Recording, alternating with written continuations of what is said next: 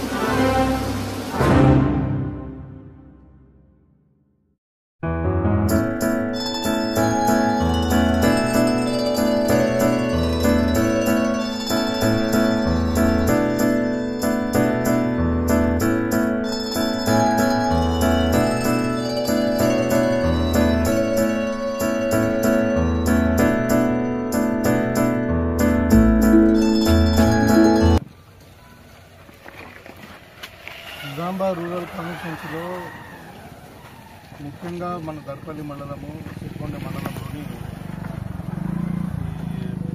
సీతాపేటకు సంబంధించినటువంటి రైతులది, తర్వాత వాడికి సంబంధించిన రైతులది, మద్దుల తాండా, ఒన్నాజ్పేట, ఈ 4 గ్రామాలకు సంబంధించిన దర్పల్లి మండలంలో, అదేవిధంగా కొండూరు, తర్వాత కొంతవరకు చిన్నవాల్గోటు, మైలారము, తర్వాత చీమన్పల్లి, ఈ గ్రామాలలో మొన్న 2 రోజుల క్రితం పడినటువంటి అకాల వర్షం ఏదైతే ఉందో గాలి దుమానంతో రాళ్ల వర్షం పడడం జరిగింది.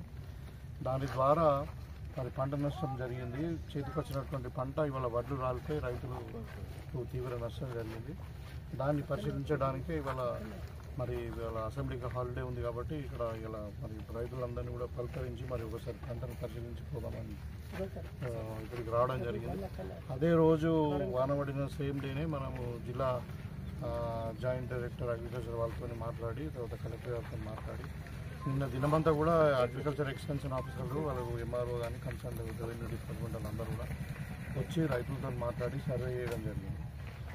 సో ఇక్కడ మా ఉద్దేశం ఏంటంటే టోటల్గా రైతుకు ఎక్కడ నష్టం జరిగినా ప్రభుత్వం మీకు అండగా ఉంటుందని చెప్పడానికి నేను ఇక్కడికి రావడం జరిగింది. సార్ ఎన్ని ఎకరాలు జరిగింది సార్ దర్పల్లి మండలం?